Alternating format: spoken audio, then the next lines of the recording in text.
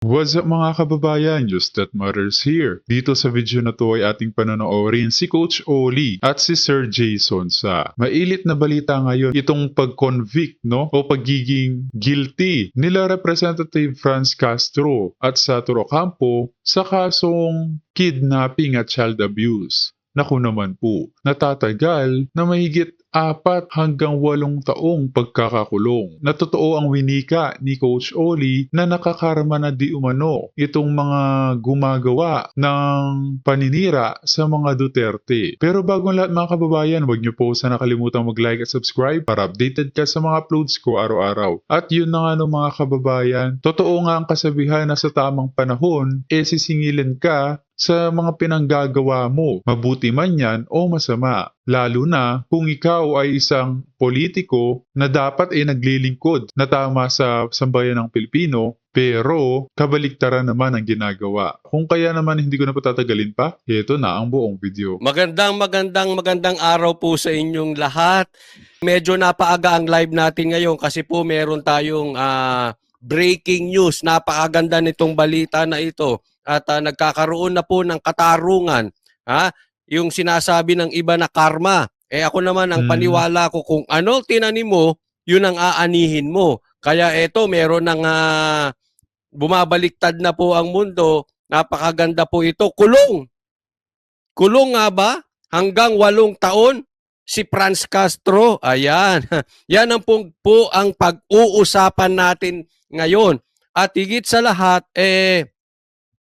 I'm very excited dahil tayo ay napagbigyan muli ng isang veteranong broadcaster na si Sir Jason at tatanungin po natin siya ng patungkol dito. Ulitin ko po, ito po ay breaking news pa lang, no? So, medyo sabi nga siguro magpapaliwanag na lang po niyan ng mas maayos kung walang iba kundi yung isang veterano nga gaya ng sabi ko.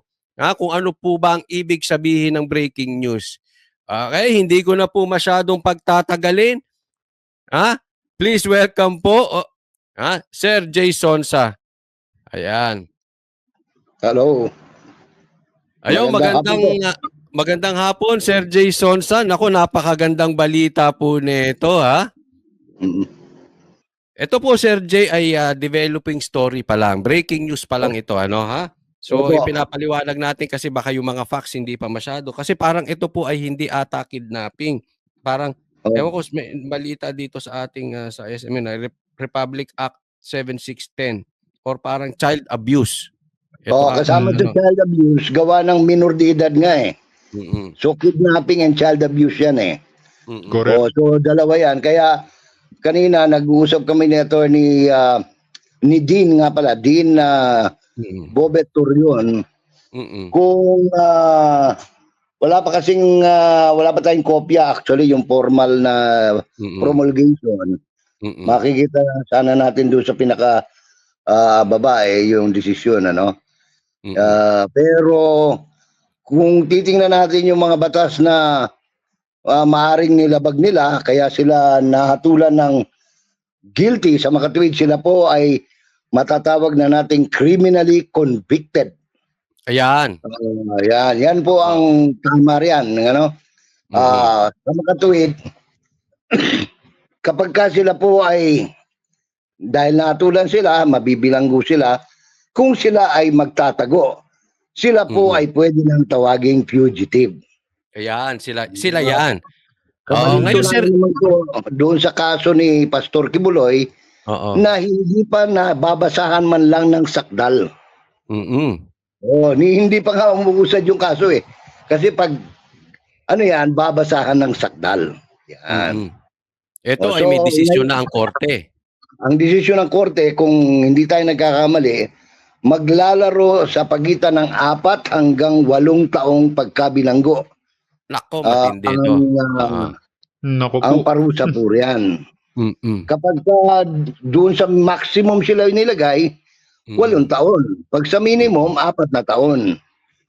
Ngayon, yan po ay kanilang haharapin. Ang tanong dito, 3 Sige, sir. 3. Number 1. Dahil sa pangyayaring ito, Mm-mm. Ang tanong, kailan tatanggalin ng Kongreso si Franz Castro? Yon.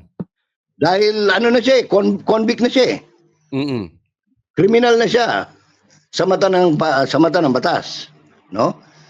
Kasi ang Congressman Arnulfo Teves na nasasakdal at hindi pa nababasahan ng sakdal, no? Nirereklamo ng pagpatay ay hindi pa ho nababasahan ng sakdal, kaagad-agad tinanggal ng Kongreso.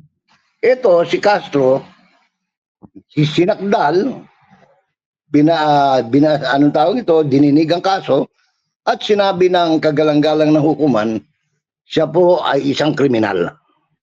Yan. Hindi po tayo nagre-red tagging, ha? Ang korte po ang nagsabi niyan. Oo, korte yan, maliwanag, korte po yan. Korte, nire-report lang natin yung sinabi ng korte.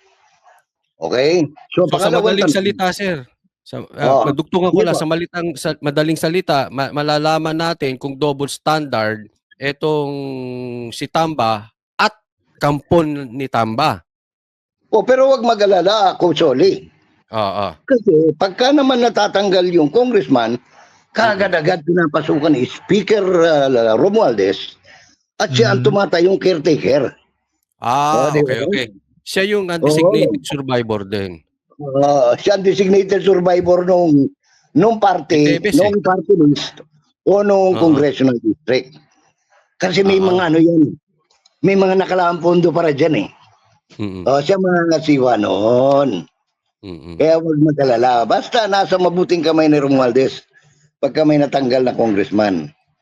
Parang sa aking pagkakaalam, siya nga ang naging designated survivor o nangangasiwa ng naiwan at ni Kong Teves. Hindi lang ni Teves, pati ni Congressman Barsaga, yung namatay sa Cavite. Yung may isa pa, bali 4 na congressional district na yan. Nakahawak niya ngayon, siyang caretaker. So ibig sabihin may budget ang bawat distrito na yan. Sa kanya rin dadaan. Dadaan sa kanya yung speaker, dadaan din sa kanya bilang tagapangasiwa. Hindi lang sa kanya dadaan. Dadaan muna yan, Coach Oli, sa kanyang may bahay. Ayun. Sa kanyang asawa. Sapagkat ang asawa niya, ang tesorero, ang chairman ng Committee on Accounts ng Kongreso. Ba talagang always in good hands. Walang kawala. Walang kawala. Kahit saan mo tingnan, walang kawala. Magaling. So sige, tuloy po natin yung sinasabi ninyong pangalawa. Pangalawang tanong, ganito, doon sa isa pagtanggal sa Kongreso. Pangalawa, kasi convicted na yan, dapat hulihin yan. Nakahanda na ba yung ilang batalyon, General Marbil? Yan. Para hulihin itong convicted criminal. Kasi 2 batalyon pinadala sa Kingdom of Jesus Christ Properties para hulihin yung sinasakdal, di ba? Ito convicted na Pareho ba ang aksyon na gagawin ng PNP? Kung sakaling Kung sakaling tumago. Kung sakaling isi-serve na yun Pangatlo. So, sa pag-serve pa lang, dapat gano'n na. Kasi convicted na huli na yan Dahil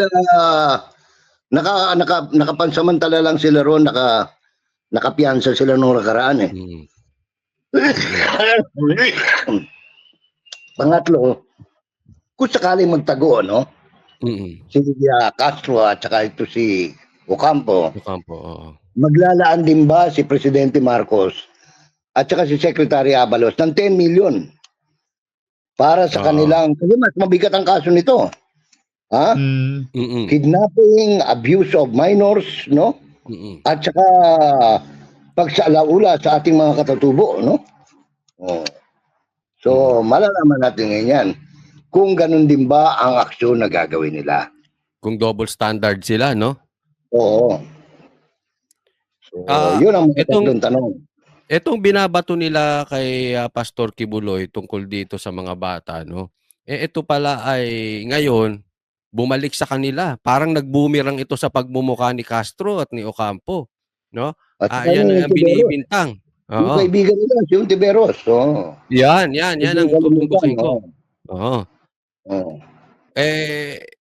Eto kayang si Ontiveros meron pang hiyang ihaharap. Kasi hindi pwede siyang... Meron din kasi si Ontiveros ng ganyan. Meron din. Naalala mo nung itinago niya yung mga bata na sangkot doon sa Caloocan, yung pinatay, sabi ng mga pulis. Naisampa na to sa korte? Oo, nakasampa na yan. Aba ha. Oo, nakapiyansa rin siya. Bakit siyang napunta sa committee na yun? Ewan ko, hindi naman kasi ako senador at congressman, di ko alam kung paano nila ginagawa. Medyo yun Oo, medyo hindi maganda yun kasi yung kanyang committee patungkol sa kababaihan at kabataan. Tapos siya pala ay may di umanong kasong ganyan. Oo. Kasi nga, itinago nila noon Kinidnap nila yung mga sinasabi ng witness kuno nung may hearing, di ba? Mahilig diba pala sa bata itong mga to. Ha? Parang mahilig sila sa bata. Wala nga, ikaw lang ang mahilig sa bata. Umalik tuloy sa akin. Ayun. Anyway, mabalik. Mabalik